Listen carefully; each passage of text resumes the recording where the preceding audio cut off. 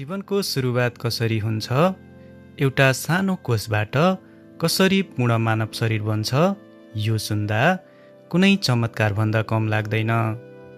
विज्ञानको भाषामा यसलाई फर्टिलाइजेसन वा गर्भधारण प्रक्रिया भनिन्छ।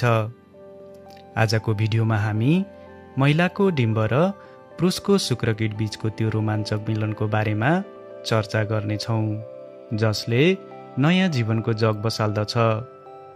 यो प्रक्रिया तब सुरु हुन्छ जब महिलाको महिनावारी चक्रमा हरेक महिना अण्डाशयबाट एउटा परिपक्व डिम्ब निस्कन्छ।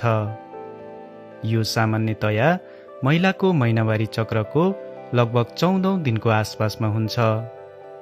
डिम्ब अण्डबाहिनी नलीमा प्रवेश गर्दछ र त्यहाँ 12 देखि 24 घण्टा मात्र जीवित रहन्छ। यदि यो समयमा शुक्रकीटसँग मिलन भएन भने डिम्ब आफै नष्ट भएर जान्छ। यौन सम्पर्कको क्रममा करिब 30 करोड शुक्रकीटहरू महिलाको योनिमा प्रवेश गर्दछन्। यिनीहरू लामो यात्रा तय गरी अण्डबाहिनी नलीसम्म पुग्नुपर्ने हुन्छ। तर शुक्रकीटको यो यात्रा कुनै युग्धभन्दा कम हुँदैन। उनीहरूले योनिबाट सर्भिक्स र सर्भिक्सबाट गर्भाशय हुँदै अण्डबाहिनी नलीसम्मको लामो दौरी पौडी खेलेर तय गर्नुपर्दछ। यो यात्रामा लाखौं शुक्रकीटहरू योनि र सर्भिक्समा भएको अम्लीय वातावरणको कारणले गर्दा बाटोमै नष्ट भएर जान्छन् भने हजारौं शुक्रकीटहरूलाई गर्भाशयभित्र पुगेपछि महिलाको शरीरमा भएको इम्युन सेलहरूले बाह्य जीव ठानेर त्यही नष्ट गरिदिन्छ। केवल केही सय शुक्रकीटहरू मात्र अण्डबाहिनी नलीसम्म पुग्दछन्। अन्त्यमा सबैभन्दा बलियो र स्वस्थ शुक्रकीट मात्र डिम्बको नजिक पुग्न सफल हुन्छ। अण्डबाहिनी नलीको बाहिरी भागमा डिम्ब र शुक्रकीटको मिलन हुन्छ। डिम्बलाई क्रोना रेडिएटा र जोना पेलुसिडा नामक सुरक्षात्मक तहले घेरेको हुन्छ। जब एउटा शुक्रकीटले डिम्बलाई भेट्छ, उसले आफ्नो टाउकोबाट एक प्रकारको इन्जाइम निकालेर डिम्बको कडा बाहिरी तलाई छेडेर भित्र छिर्न सफल हुन्छ। त्यसपश्चात डिम्बले अन्य शुक्रकीटहरू भित्र नछिरुन् भनेर तुरुन्तै आफ्नो बाहिरी सतहलाई परिवर्तन गरी लक गरिदिन्छ।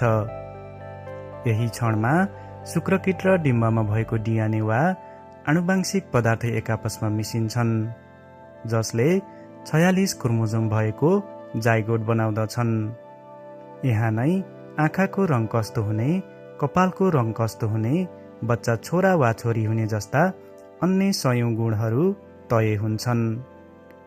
फर्टिलाइजेसन पछि जाइगोटको विभाजन हुन थाल्छ।